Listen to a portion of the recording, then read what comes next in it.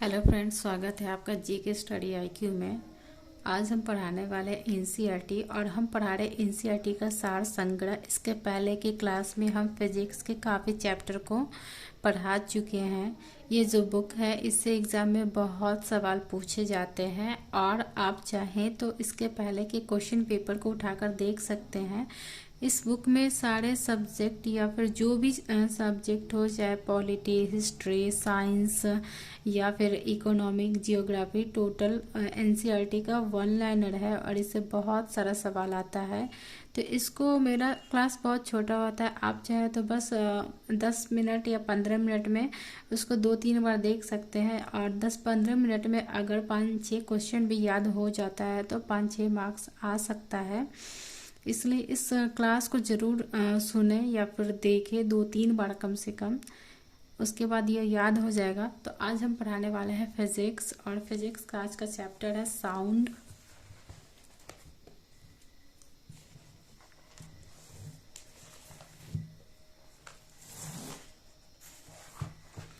आज हम पढ़ाएंगे साउंड और साउंड में सबसे पहला सवाल है, ये मोस्ट इम्पॉर्टेंट चैप्टर है। साउंड में सबसे पहला सवाल है, प्रतिध्वनि जेट से वायुमंडल की किस परत को क्षति पहुंचती है, यानी किस परत को हानि पहुंचती है? तो ओजोन परत को। ठीक है। किसे मापने हेतु डेसिबल इकाई का प्रयोग किया जाता है? तो ध्वनि की तीव्रता मापने के लिए डेसिबल इकाई का प्रयोग किया जाता है। ध्वनि के स्रोत व परावर्तित सतह के मध्य न्यूनतम दूरी कितनी होनी चाहिए जिससे कि प्रतिध्वनि स्पष्ट रूप से सुनाई दे सके? इसका सवाल है कि ध्वनि के स्रोत व परावर्तित सतह के मध्य न्यूनतम दूरी कितनी होनी चाहिए जिससे कि प्रतिध्वनि स्पष्ट रूप से सुनाई दे। तो इसका होगा 16.5 मीटर। वायु में ध्वनि का वेग कितना होता है? तो 343 मीटर प्रति सेकंड। वायु में ध्वनि का जो वेग होता है वह 343 मीटर प्रति सेकंड होता है। सिनेमा घरों, बड़े सभागारों आदि में ध्वनि स्रोत बंद होने के बाद कुछ देर तक ध्वनि सुनाई देती है। इसका क्या कारण है? तो अनुरणन के कारण जो है यह सुनाई देता है। चंद्रमा के धरातल पर दो व्यक्ति एक दूसरे की बात नहीं सुन सकते हैं, इसका क्या कारण है? तो चंद्रमा में वायुमंडल नहीं होता है जिसके कारण दो व्यक्ति एक दूसरे की बातें नहीं सुन सकते हैं। वह जैव पद्धति जिसमें पराश्रव्य ध्वनि का प्रयोग किया जाता है उसे क्या कहते हैं? सोनोग्राफी। विश्व स्वास्थ्य संगठन के अनुसार 45 डीबी की तीव्रता वाली ध्वनि मानव के लिए सबसे उपयुक्त होती है। चमगादड़ अंधेरी रातों में उड़ सकते हैं और अपना शिकार भी कर सकते हैं, क्यों? किस कारण? तो वे पराश्रव्य ध्वनि के तरंगे उत्पन्न करते हैं। वह जो है पराध्वनि तरंगे उत्पन्न करते हैं और इन्हीं के द्वारा निर्देशित होते हैं। टीवी रिमोट में किन तरंगों का प्रयोग किया जाता है? ये जो चैप्टर है ना, मोस्ट इम्पॉर्टेंट है, इससे बहुत सवाल पूछा जाता है। तो टीवी रिमोट में किन तरंगों का प्रयोग किया जाता है? तो रेडियो तरंगे, जो टीवी का जो रिमोट होता है उसमें रेडियो तरंगों का प्रयोग किया जाता है। उसके बाद है साधारण बात। यहाँ पे बता रहा है कि किस चीज़ के लिए कितना डेसिबल चाहिए। तो जो साधारण बातचीत होता है वो कितना पे होता है? तो 30 से 40 डेसिबल पे। तेज बातचीत जो होता है 50 से 60। तेज संगीत और जो सुर होता है वो 80 डेसिबल से अधिक होता है। पेड़ के पत्तों की जो सरसराहट होती है वह 10 से 20 डेसिबल होती है। सायरन जो पुलिस सायरन या फिर एम्बुलेंस का होता है उसका होता है 110 से 120।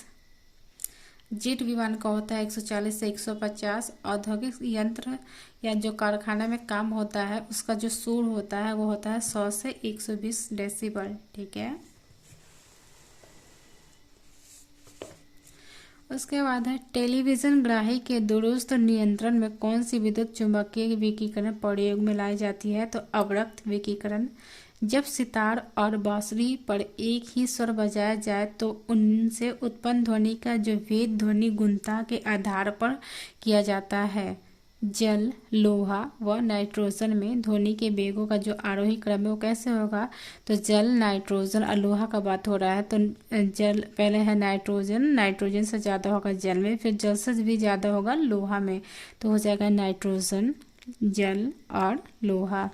विभिन्न माध्यमों में ध्वनि की चाल का क्रम कैसा होता है? तो विभिन्न माध्यम में पूछ रहा है, तो ठोस, द्रव और गैस। ठोस से ज़्यादा होगा द्रव में, द्रव से ज़्यादा होगा गैस में। ये ध्वनि का चाल का क्रम पूछ रहा है, तो ठोस, द्रव और गैस। तापमान का ध्वनि के वेग पर क्या प्रभाव पड़ता है? तो तापमान के घटने से ध्वनि का जो वेग होता है वो घट जाता है। ध्वनि किस माध्यम से होकर नहीं गुजर सकती है? तो ध्वनि जो है वह निर्वात से नहीं गुजर सकती है, ठीक है।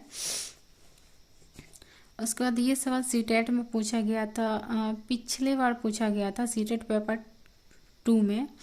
उसके बाद है ध्वनि तरंगे ठोस तथा गैस दोनों माध्यम में गमन कर सकती है तथा धातु में ध्वनि का वेग सबसे अधिक होता है। स्टेथोस्कोप किस सिद्धांत पर कार्य करता है? तो ध्वनि के परावर्तन पर। एकॉस्टिक्स में किसका अध्ययन किया जाता है? तो ध्वनि का किया जाता है। ध्वनि तरंगों में कौन सी घटना घटित नहीं हो सकती है? तो ध्रुवण। ध्वनि का तारतम्य किस पर निर्भर करता है? तो आवृत्ति पर। प्रतिध्वनि का कारण क्या होता है? तो ध्वनि तरंगों का परावर्तन। प्रस्रव्य तरंगों की आवृत्ति लगभग कितनी होती है? तो 20,000 हर्ट्ज से अधिक होती है। प्रस्रव्य का बात हो रहा है, तो 20,000 हर्ट्ज से अधिक। मानव द्वारा श्रव्य तरंगों की जो आवृत्ति होती है जिसे हम सुन सकते हैं वो होता है 20 से 20,000 हर्ट्ज तक। परश्रव्य ध्वनि तरंगे द्वारा सुनी जा सकती है। कुत्तों एवं डॉल्फिन मछली के द्वारा जो परश्रव्य ध्वनि जो होती है वो उसे कुत्तों एवं डॉल्फिन जो होता है वो मछली वो सुन सकती है, ठीक है। उसके बाद है एल्युमिनियम में कितना होता है, ये सब बता रहा है, ये सब उतना नहीं पूछता है लेकिन फिर भी यहाँ पे दे दिया है। एल्युमिनियम में कितना चाल कितना होता है, और स्टील में कितना होता है, लोहा में कितना होता है, कांच में कितना होता है, या यहाँ दिया वायु में कितना होता है। तो वायु का पूछा है कितनी बार, तो इसका हो जाएगा 331 मीटर प्रति सेकंड। ऑक्सीजन में होता है 316, हाइड्रोजन में होता है 1286, समुद्र जल में होता है 1533 और सामान्य जल में होता है 1493, ठीक है। उसके बाद कह रहा है महिलाओं की आवाज़ पुरुषों की अपेक्षा तीक्ष्ण होती है क्योंकि महिलाओं की आवाज़ का तारतम्य अधिक होता है, ठीक है। एक चैप्टर और इसमें बता देते हैं, ऐसे जल्दी कंप्लीट हो जाएगा।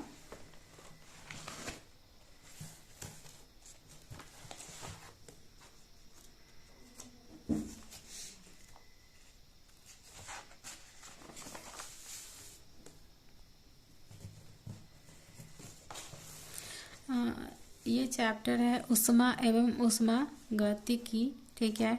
इसमें सबसे पहला सवाल दिया हुआ है हाइड्रोजन से भरे हुए गुब्बारे को पृथ्वी से छोड़ने पर गुब्बारे में क्या परिवर्तन होगा?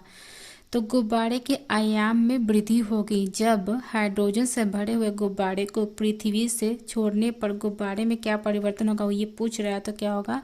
गुब्बारे के आयाम में वृद्धि होगी। तेज हवा वाली रात्रि में ओस नहीं बनने का क्या कारण है? ये इसका सवाल है कि जब तेज हवा चलती है तब ओस नहीं बनता है, क्यों? तो वाष्पीकरण की दर का तेज होना जो होता है उसी वजह से जो है ओस नहीं बनता है।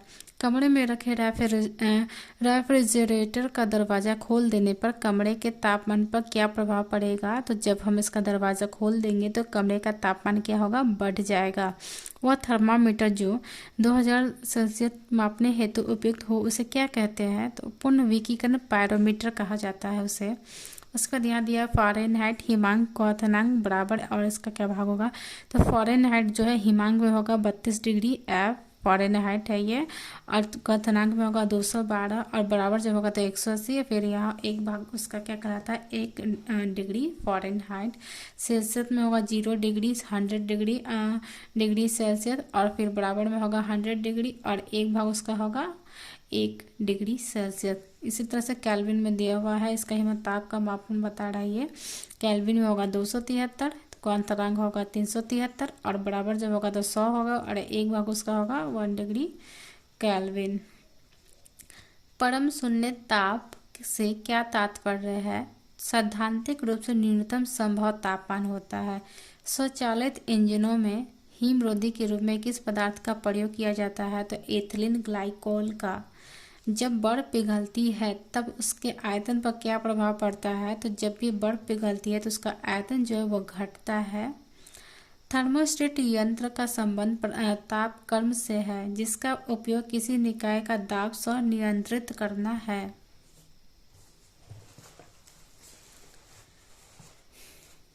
रेफ्रिजरेटर में थर्मोस्टेट का प्रमुख कार्य क्या है? एक समान तापमान को बनाए रखना। रेफ्रिजरेटर में खाद्य पदार्थों को ताज़ा रखने हेतु तो कितना तापमान आवश्यक है? तो 4 डिग्री सेल्सियस इसका तापमान रहेगा। तो ये इसमें जो सामान रखा रहेगा वो ताज़ा रहेगा।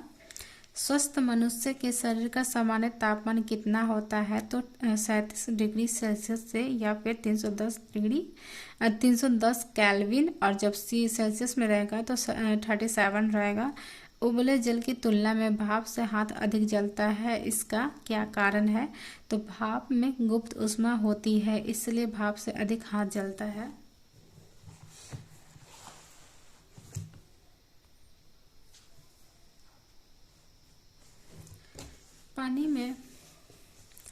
पानी में साधारण नमक मिलाने पर पानी का क्वथनांक बिंदु जो है वो बढ़ जाएगा तथा हिमांक बिंदु घट जाएगा। उसके बाद है सेंटीग्रेड एवं फ़ारेनहाइट तापक्रम कितने डिग्री पर एक समान रहते हैं? तो 40 डिग्री सेल्सियस पर जो है सेंटीग्रेड और फ़ारेनहाइट एक समान रहते हैं। शीशे की छड़ जब भाप में रखी जाती है तो इसकी लंबाई पर क्या प्रभाव पड़ता है? तो शीशे की जो छड़ है जब भाप में रखी जाती है तब इसकी लंबाई बढ़ जाती है। सर्दियों में लोहे के टुकड़े और लकड़ी के टुकड़े को छूने पर लोहे का टुकड़ा ठंडा क्यों लगता है? तो लकड़ी की तुलना में जो लोहा का ऊष्मा होता है वो अधिक सुचालक है, इसलिए। यदि वायु का तापमान बढ़ता है तो इसकी जलवाष्प ग्रहण करने की क्षमता पर क्या प्रभाव पड़ता है? तो यह बढ़ता है। पदार्थ की ऊष्माधारिता किस पर निर्भर करती है? तो पदार्थ की विशिष्ट ऊष्मा पे। उसके बाद है साफ मेघ रहित रातों की तुलना में मेघ आच्छादित रातें अपेक्षाकृत अधिक गर्म होती है, क्योंकि बादल पृथ्वी तथा हवा से ऊष्मा के विकिरण को रोकते हैं। जब जल को 0 डिग्री सेल्सियस से 10 डिग्री सेल्सियस तक गर्म किया जाता है तब इसके आयतन पर क्या प्रभाव पड़ेगा? तो पहले इसका आयतन घटेगा फिर बढ़ेगा। दाब बढ़ने पर जल के क्वथनांक पर क्या प्रभाव पड़ता है? तो जल का क्वथनांक जो है वो बढ़ जाता है। गर्मी के दिनों में किस पदार्थ के छातों का प्रयोग किया जाता है? ये सवाल हमेशा पूछता है एग्जाम में, गर्मी में और यहाँ पे बरसात में। तो जब गर्मी का टाइम रहता है तो ऊपर सफ़ेद और नीचे काला रहता है। रेल की 2 पटरियाँ जोड़ते समय मध्य में थोड़ी जगह क्यों छोड़ी जाती है? जब रेल का पटरी जोड़ा जाता है तो बीच में स्पेस छोड़ा जाता है, पता है क्यों? पटरियों को उसमें प्रवाह के लिए स्थान रखने के लिए, क्योंकि जब उसमें प्रवाह बढ़ेगा तो वो स्थान बढ़ेगा। जब वहाँ पे स्थान छोड़ देते हैं तो वो क्या होता है, वो फैलने पे ये होता है, गिरने का चांस कम रहता है। जैसे कि अगर जगह नहीं छोड़ेंगे तो जब उसमें प्रभाव बढ़ेगा तो वहाँ पे जो है जब ट्रेन उधर से गुजरेगी तो वो गिर जाएगी। इसी वजह से क्या होता है कि उसके बीच थोड़ा सा स्पेस छोड़ दिया जाता है, ताकि जब उसमें प्रसार उसका बढ़े तो वहाँ पे स्थान रहना चाहिए रखने के लिए, इसी वजह से छोड़ा जाता है।